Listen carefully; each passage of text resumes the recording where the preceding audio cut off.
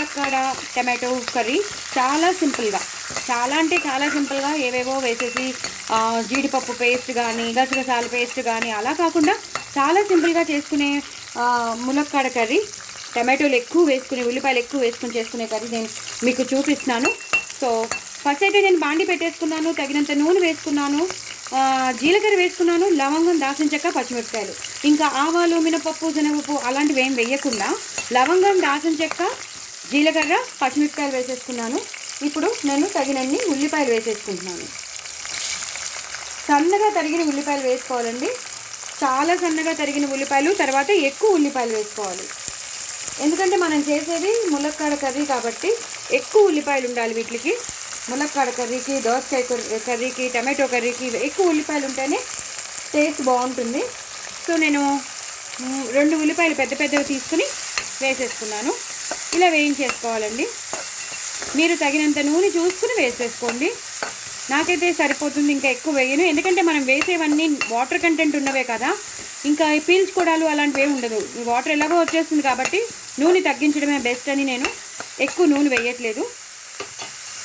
ఇప్పుడు నేను కొంచెం పసుపు వేసుకుంటానండి. అలాగే అల్లం వెల్లుల్లి పేస్ట్ నేను ఎప్పుడూ చేసి పెట్టుకుంటాను ఫ్రెష్ది. ఈ మధ్యనే నేను రీసెంట్గా కూడా ఎలా చేయాలో అంతా పంపించాను. సో అల్లం వెల్లుల్లి పేస్ట్ వేసేసుకుంటాను. ఇది మా ఇంట్లో చేసిన అల్లం వెల్లుల్లి పేస్ట్, చాలా చాలా బాగుంటుంది. రీసెంట్గా పంపించానండి, కొత్త వాళ్ళు ఎవరైనా ఉంటే చూసుకొని చేసుకోండి. మంచి ఫ్లేవర్ వస్తుంది, కొంచెం వేస్తే చాలు, చాలా మంచి ఫ్లేవర్ వస్తుంది. కూర అంతా గుమగుమలాడిపోతుంది. సో పచ్చివాసన పోయే వరకు బాగా వేయించుకోవాలండి. ఇది ఎంత బాగా వేగితే ఆ పచ్చివాసన బాగా పోతుంది. చూసారు కదా, బాగా వేగిపోతుంది. దయచేసి నా ఛానల్ని సబ్స్క్రైబ్ చేసుకోండి, సపోర్ట్ చేయండి. కొత్త వాళ్ళు ఎవరైనా ఉంటే వాళ్ళు కూడా సబ్స్క్రైబ్ చేసుకోండి. నలుగురికి షేర్ చేయండి. అలాగే లాంగ్ వీడియోస్ చూడండి, స్కిప్ చేయకుండా చూడండి. నాకు సబ్స్క్రైబర్స్ని పెంచండి, అలాగే వ్యూస్ని కూడా పెంచండి.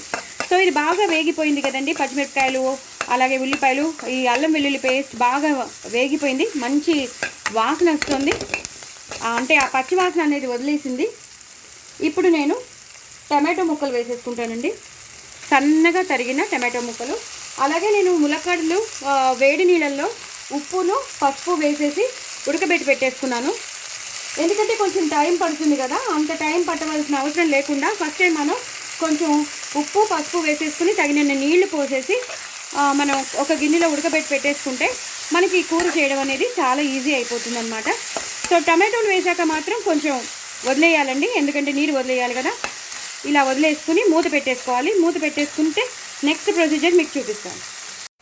చూసారు కదండి, బాగా ఉడుకుతోంది. టమాటోలన్నీ ఇంకా ఉడకాలి. ఈ టైంలో మనం 40 to 50% మగ్గిపోయాయి కాబట్టి మంచినీళ్ళల్లో నేను ఉడకబెట్టుకున్నానండి. ములక్కాడ ముక్కలు అనేవి మా ఉప్పు పసుపు వేసి మంచినీళ్ళల్లో, అదే వేరే నీళ్ళలో అయితే మీరు తీసివేసేయాలి. నేను మంచినీళ్ళలో ఉడకబెట్టుకున్నాను కాబట్టి పూర్తిగా ఇలా వేసేస్తున్నాను, వాటర్తో సహా వేసేస్తున్నాను. ఎందుకంటే ఆ వాటర్లో మొత్తం ఉప్పు పసుపు ఉంది, ప్లస్ ఈ ములక్కాడ ఫ్లేవర్ అంతా వెళ్ళిపోతుంది కాబట్టి ఇంకా మనం సపరేట్గా వేరే నీళ్లు పోయక్కర్లేదు. ఇప్పుడు మనం కొంచెం కరివేపాకు వేసేసుకుందామండి. కొంచెం కరివేపాకు వేసేసుకుందాం, వేసేసుకుని కలిపేద్దాం. కలిపేసేసి ఇప్పుడు ఆవాలు మెంతుల పొడి రోస్టెడ్ ఉంది చూసారా, అది వేసేస్తున్నాను. అలాగే జీలకర్ర ధనియాల పొడి అది కూడా వేసేస్తున్నాను. అలాగే మినపప్పు, శనగపప్పు, ధనియాలు, జీలకర్ర, నువ్వులు, పల్లీలు మనం గ్రైండ్ చేసి పెట్టుకుంటాం కదా, అది అంటే మనం వంకాయ కూర చేసుకుంటాం చూడండి, ఆ వంకాయ పొడి చేసుకుంటాం కదా, ఆ వంకాయ పొడి కొంచెం వేసేసుకోవాలి. వేసేసుకుని ఇలా పూర్తిగా కలిపేసుకోవాలి. ఎందుకంటే అవి ఆల్రెడీ ఉడికిపోయిన ములక్కాడలే కాబట్టి ఎక్కువ టైం పట్టదు కాబట్టి మనం ఈ టైంలోనే మనం ఈ పౌడర్స్ అన్నీ వేసేసుకోవాలి. ఇంకొంచెం పౌడర్ పడుతుంది, ఇట్స్ మోర్ దెన్ ఎనఫ్ అండి. ఇది వేసేసుకుని కొంచెం పంచదార అనేది వేయాలి.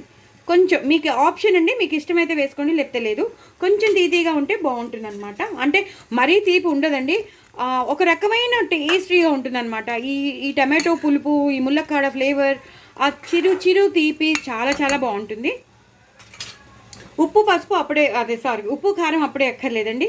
జస్ట్ ఒక్కసారి బాగా మగ్గిపోయాక మళ్ళీ ఇంకోసారి మగ్గిపోయాక తీసి చూద్దాం. అప్పటి లోపల ఇది బాగా ఉడకాలండి. ఉడికాక మీకు మళ్ళీ చూపిస్తాను. చూసారు కదండి, కూర మొత్తం మంచిగా దగ్గరగా వచ్చేసింది. కూర ఇప్పుడు చాలా బాగుంది, మంచి వాసన వస్తుంది.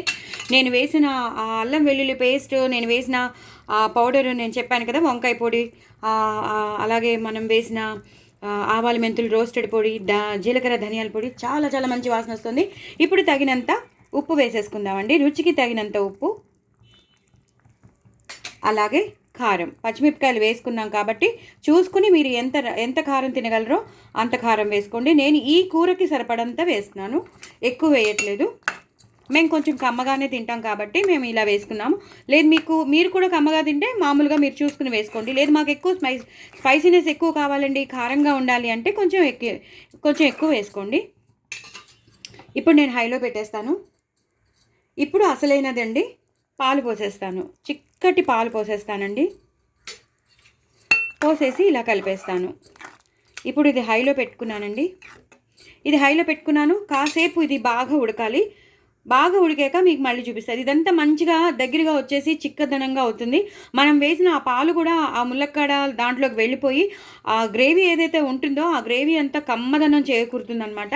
సో అందుకు చెప్తున్నాను. కొంచెం ఒక హాఫ్ కప్పు వేసాను అంతే, చిన్న కప్పుతో నేను పాలు పోసేసాను. ఇప్పుడు దాన్ని నేను ఇలాగా ఉడకడానికి పెట్టేస్తాను. ఉడికాక మళ్ళీ మీకు చూపిస్తాను, లాస్ట్లో ఏం చేయాలో మీకు చూపిస్తాను.